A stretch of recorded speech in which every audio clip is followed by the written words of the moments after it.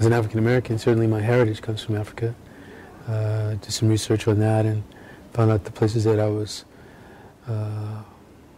connected to just by my bloodlines. Igbo tribe and Akan tribe. The first country I visited was actually Uganda. Uganda. That was the first time I ever went to Africa.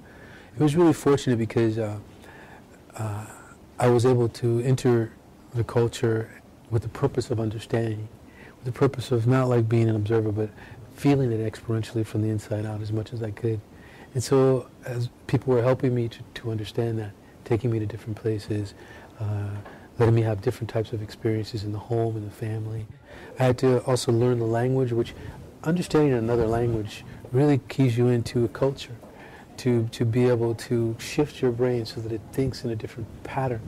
And so as a result, it was a very powerful way to try to understand the continent, because I wanted to feel it in my system, in my soul.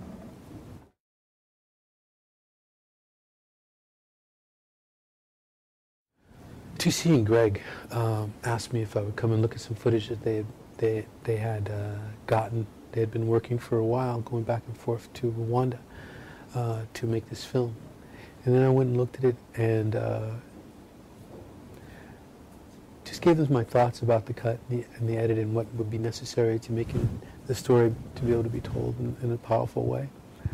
And they continued going back and shooting material and recutting and re-editing the project. And I became a producer on the project, just giving them my thoughts on that. And then ultimately even helping them to tell the story by being the narrator of the piece as well.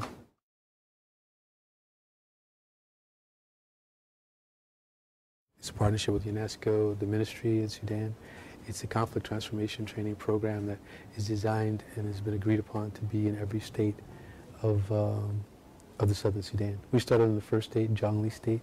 We trained 2 youths in every county of Jonglei State, a man and a woman in each county of that country until we finished every state of the southern Sudan. So this is one of the projects that has conflict transformation, ICT or information communication technologies or computer skills. There's the life coaching components or life skills components, meditation for stress relief, different things of that nature. And then there's action plans that they design for themselves that we help them do. This program is about a 5-year program.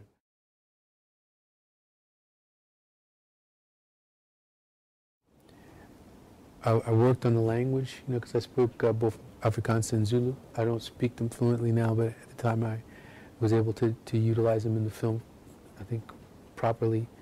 I went with the Serious and Violent Crime Unit with the response team as well, tactical response team, which is the most aggressive unit there on the rounds and stuff going around. I interviewed a number of gang members in Cape Town. For instance, in the movie they talk about Tuk. Tuk is a drug that's very prominent in the color community in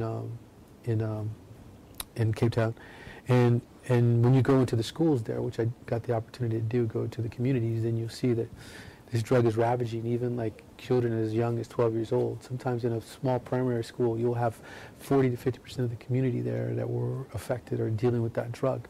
I think what strikes me the most is just there's a great disparity between, communities and lives, those who have and those who have not. There's a great deal of frustration, a great deal of things being held down inside of what they had hoped would be, a freer environment or a more equitable environment.